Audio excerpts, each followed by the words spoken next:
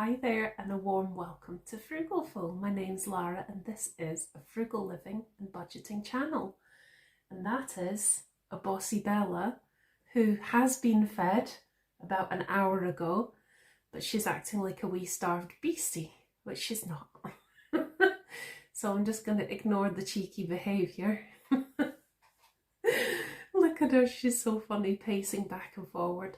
That she has been fed, she's just acting up because she wants attention and food, even though she's got a full belly. So, leave the vegetable people alone, madam. So, today I thought I'd just pop on and have a wee chat about budgeting, frugal living, and an idea that I was thinking about. That's something that when I do put it into practice, I think quite often I unconsciously put it into practice recently, and it really helps. Excuse me, it really helps. But it is something that I have decided I want to consciously do more and more of, because I think it's a really effective way to improve budgeting and keeping on track, particularly with food spending and impulse spending. You going to be good now? Swishy tail.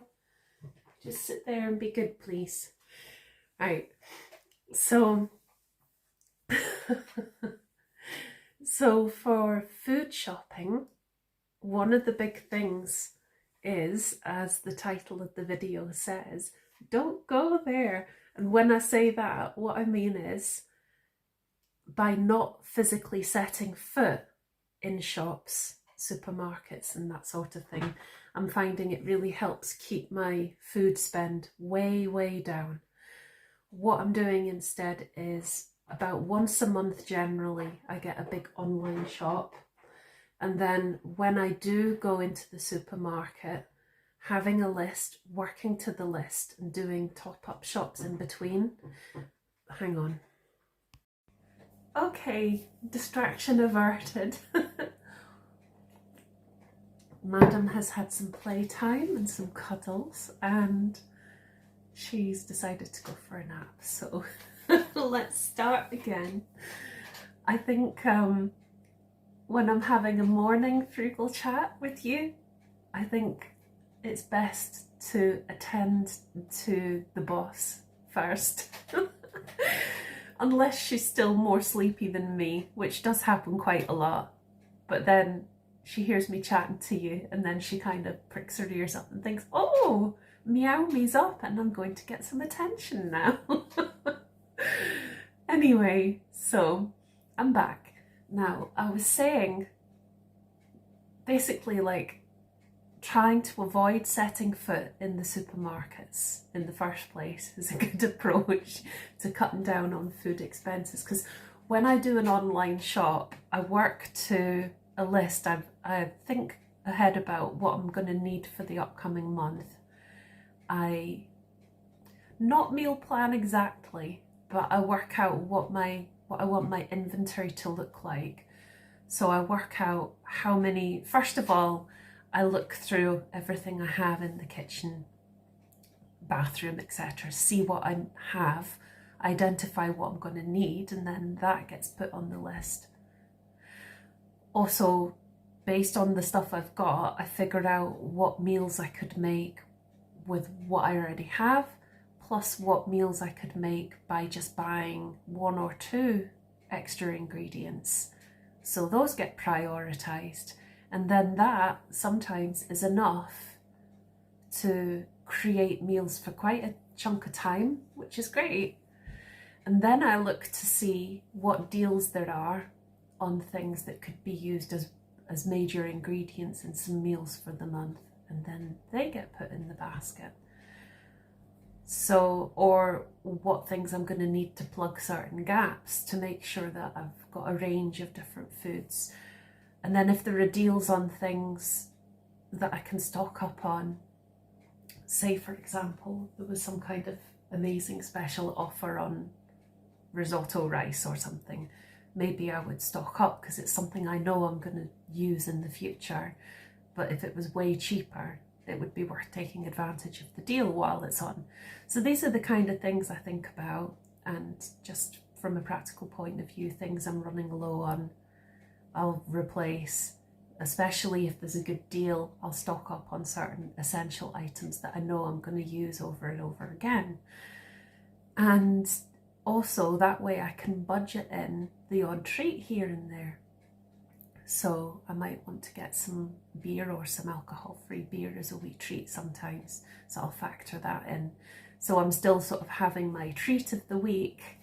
And if I do a treat of the week rather than treats being too often, and then that way it's more balanced and it's better for the budget. But having said that, I do think going to the supermarket sometimes is a really handy thing.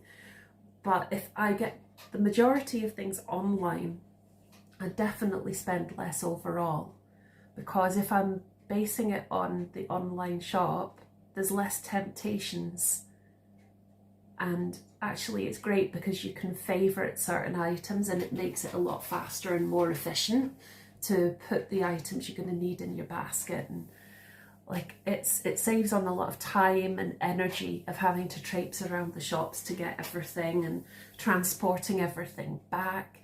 Now I'm not a driver, so even though I've got a wee shopping trolley, it takes me time and energy, and I sometimes end up with a sore back, not just from having a rucksack or anything like that, but even pulling the trolley along, it's hard work. And these days now, after injuring my arm, I'm a lot more limited in what I can carry, so it infinitely makes life easier. But the other big thing, oh, and it's also $1.50 for delivery, which is just amazing. But the other thing is, the big thing too, is it reduces temptation. So it does save on money. It saves on time and energy, which are also precious resources. It's not just about what's most economical from a money point of view. It's also about what's best for my overall well-being. So, you know, we've got to, I think it is okay, especially if it's only £1.50.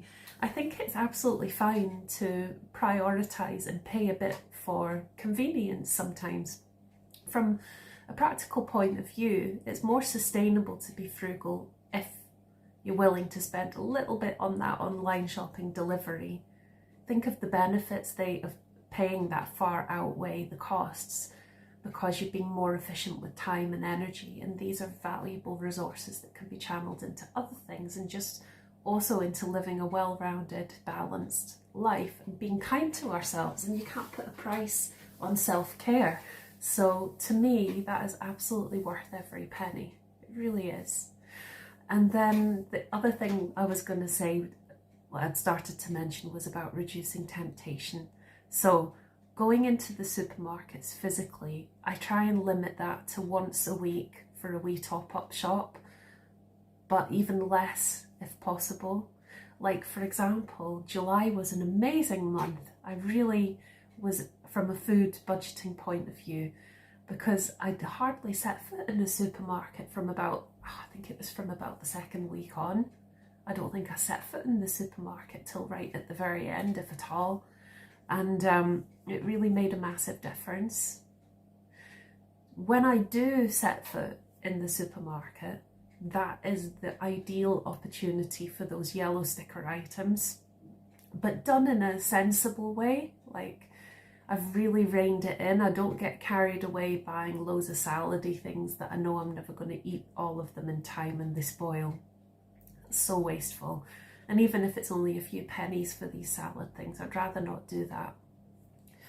But I prioritise a lot of the protein sources, things like the veggie sausages and stuff, like all kinds of stuff like that. Then things can get stuck in the freezer and they'll last longer, and they can be a really useful core protein ingredient in batch cooked meals, but at a fraction of the price that I'd pay. So when I do my online shop, I don't tend to buy any protein, apart from maybe some tinned protein things like beans and stuff like that, lentils. Well, I prefer dry if possible for that. Far more economical in the long run especially. but the protein, such as the sausages or things like that, like where possible, I'll get all that stuff yellow sticker. Like I say, it's just so much cheaper, and that's why I do still let myself set foot sometimes in the supermarket. But apart from the yellow sticker and something I've run out of, say I need milk or something, I try now to not go there when it comes to all the other aisles, especially the ones with chocolate and crisps and nice tasty temptations like that. I just don't go there. And that way I'm going to keep on track and be sensible. So yeah, I just thought I would share my penny's worth with that. And I'm just trying to think, oh, I was going to say something else about it and it's completely gone out of my head. Anyway, I've been talking long enough, so that's fine. It might come back to me, and if it does, I can mention it in a future video or something. But I think having certain restrictions that we place around putting ourselves in the path of temptation can only be a positive thing when it comes to sticking to a budget. So that's a little mantra that I've got for myself now. If I go into, say, Asda or Lidl, and walking past, like Lidl for example, right at the beginning of the shop is all the delicious baking. Oh, the nice chocolate croissants, oh my gosh.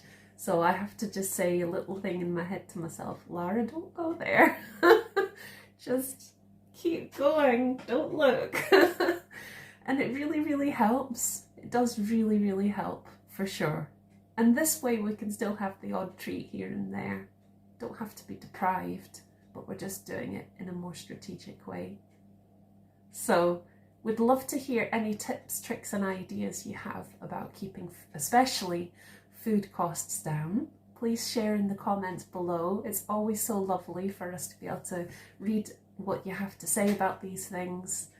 Love to have that dialogue and chat. It's so valuable, and thanks so much for watching.